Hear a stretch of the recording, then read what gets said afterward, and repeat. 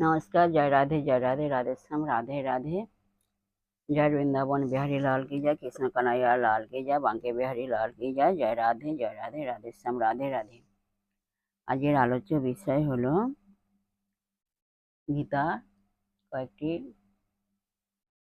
শ্রীকৃষ্ণ অমৃতময় মধুর কথা আমরা আলোচনা করব। রাধে রাধে। আসুন আমরা এখন